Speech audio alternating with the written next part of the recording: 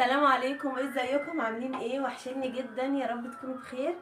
النهارده انا جبت الاير فراير. من فتره بصراحه عايزه اجيبها.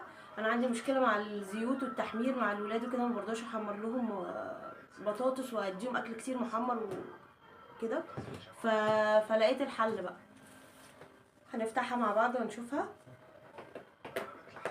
وقف الفيديو، وقف الفيديو.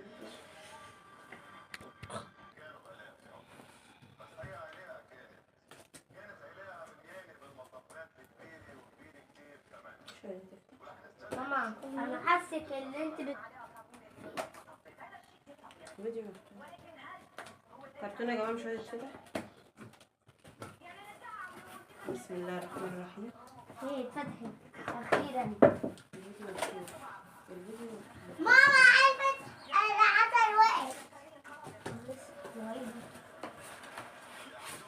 واو. ممكن انا احط البطاطس. حاضر، استنى بقى. ممكن هتحط الزيت عشان ما يدلقش مني. استنى بيشيل الكرتونه. اوبا. والاير فراير بتاعتنا دلوقتي اهي. اي اللي وقع ده دي يا جماعه جايه من الامارات.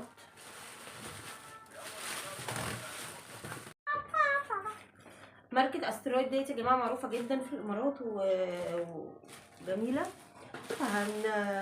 هنبتدي نفتح الاير فراير. ده التايمر بتاعها.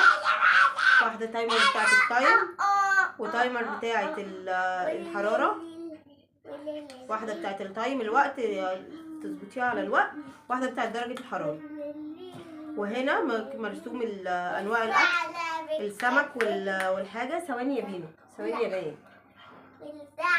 اللحمه بتاخد قد ايه، والسمك والبطاطس كل اكل بياخد قد ايه وقت ودرجه حراره. احنا بقى هنعمل بطاطس. احنا هنجربها في البطاطس دلوقتي. افتح. عايزه افتح معاكي. استنى يا بينو. اهو. انا عايزه اسالها بقى. استنى يا بينو. عايزه اسالها. استخدمي السكينه اللي جبتها. وقف الفيديو يا بينو عشان ما نطولش عليه. طيب استنى. معلش يا جماعه. ايوه.